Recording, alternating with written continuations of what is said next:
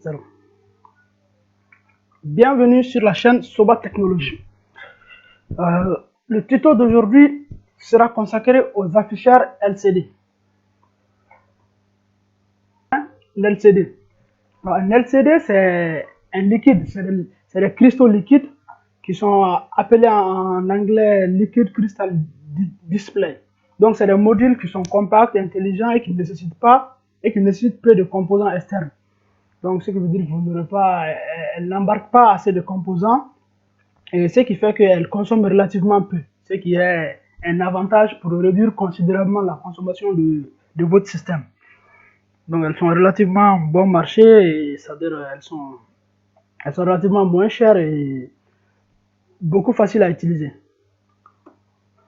Donc, sur le marché, vous pouvez trouver plusieurs types d'LCD. Les LCD, ils diffèrent par leur dimension, qui peut aller de 1 à 4 lignes, de 6 à 80 caractères. Aussi par leurs autres caractéristiques, par exemple la couleur ou les matériaux utilisés pour la conception de ces LCD, et aussi leur tension de service. Donc certains LCD sont dotés de rétroéclairage. Donc ils sont dotés de rétroéclairage, et cette fonction de rétroéclairage est jouée par des LED qui sont montés derrière l'écran. Donc, mais cependant, ces LED consomment environ 80 à 250 mA. Maintenant, passons à la commande des afficheurs. Donc, la commande des afficheurs, encore le fonctionnement ou le mode d'utilisation. Donc, les afficheurs LCD, on peut les utiliser sous deux modes. Ils ont deux modes de fonctionnement. Le mode 4 bits, donc cela veut dire que les données sont envoyées sur 4 bits, et le mode 8 bits. Bon, généralement, le mode 4 bits est utilisé dans les applications où vous utilisez des microcontrôleurs ou processeurs qui n'ont pas assez de ports. Par exemple, nous qui utilisons ici dans ce tuto un Arduino Uno qui n'a pas assez de ports, donc l'idéal ce serait d'utiliser le mode 4 bits. Donc, c'est quoi le mode 8 bits? Le mode 8 bits, dans le mode 8 bits, les données sont envoyées à l'afficheur sur les broches D0 à D7, ce qui fait 8 bits. Donc la ligne RS est mise à 0 ou à 1 selon que l'on désire transmettre une commande ou une donnée. Et l'afficheur lira la donnée envoyée sur le front descendant du signal impulsionnel qui sera envoyé à son entrée E.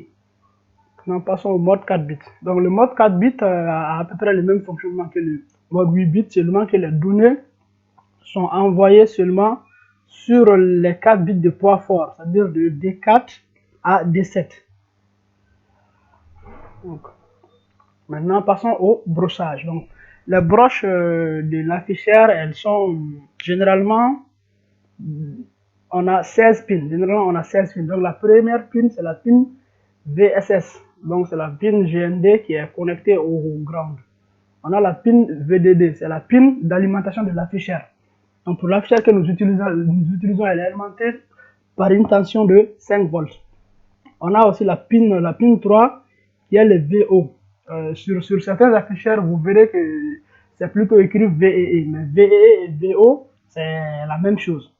Donc, sur la pin VO est connecté un potentiomètre pour faire varier le contraste de l'afficheur. Donc, la tension qui est injectée est de 0 à 5 volts. On a aussi la pin 4 qui est nommée RS. Donc, c'est une pin de type TTL. Donc, c'est une pin à entrée et sortie logique. Donc, soit un 0, soit un 1. Donc, elle permet à l'afficheur de faire la différence entre une commande et une donnée. Donc, ça permet à l'afficheur de comprendre si elle reçoit une commande ou une donnée. Donc, quand on envoie un 0 sur RS, cela indique que c'est une commande. Quand on envoie un 1, cela indique que c'est une donnée. On a la pin 5 qui est le RW, lecture ou écriture. Donc, cela permet de signaler à l'LCD qu'on est soit en train d'écrire sur l'LCD ou lire le contenu. Donc, pour notre cas, donc, nous allons utiliser l'LCD comme afficheur. Donc, nous allons seulement afficher. Donc, pour notre cas, la pin RW sera connectée au GND, donc connectée à 0, pour montrer qu'on est en train de faire une écriture. On a la pin 6 qui est la pin E. Donc c'est la pin d'entrée de validation. Donc elle est active sur le front descendant. Donc le niveau haut doit être maintenu.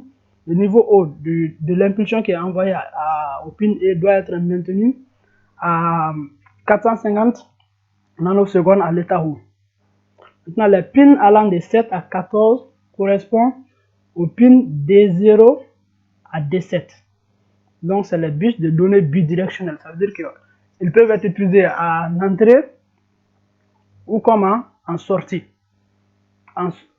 Elles sont utilisées en entrée lorsqu'on fait une lecture, en sortie lorsqu'on fait...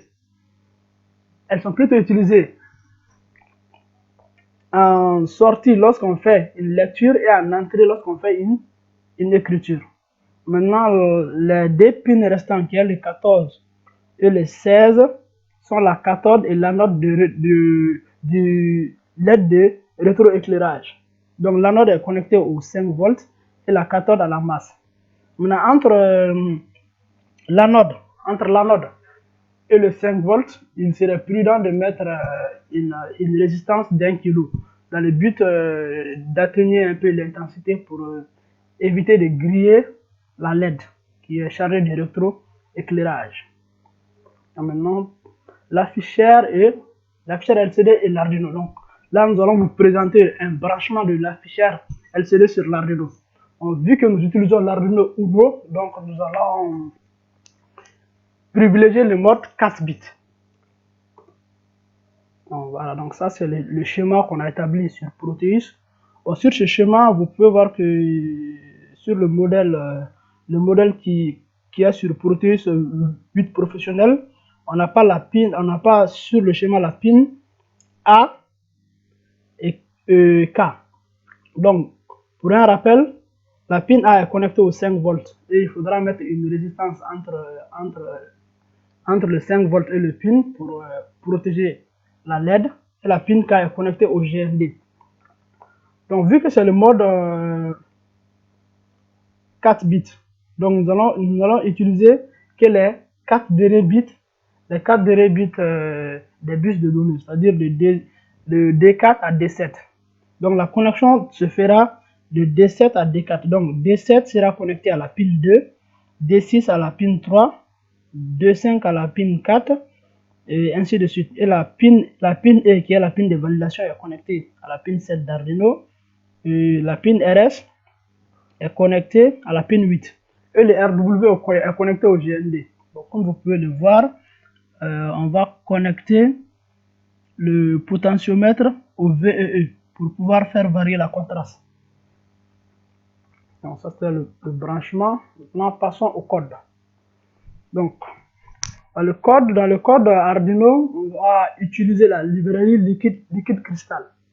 Donc, comme vous pouvez le voir, include Liquid Crystal.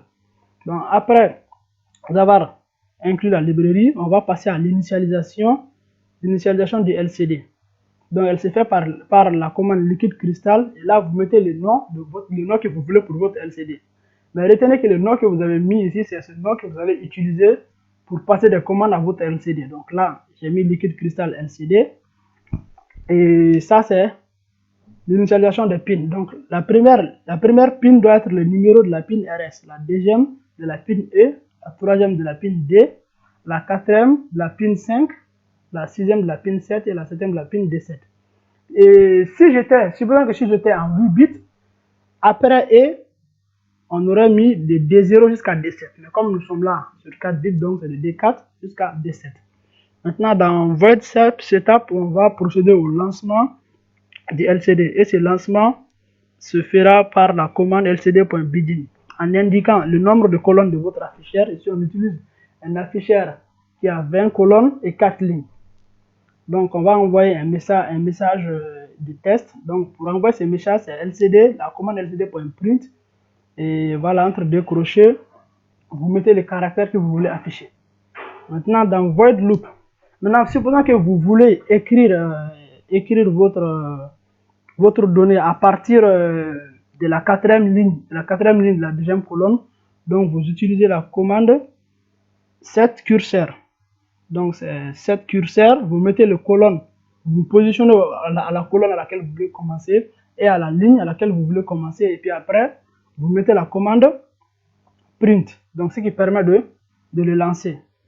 Maintenant, si vous voulez aussi effacer tout le contrôle, tout ce qui est sur l'LCD, il vous suffit de taper lcd.clear et cela vous nettoie tout ce qui est sur l'LCD.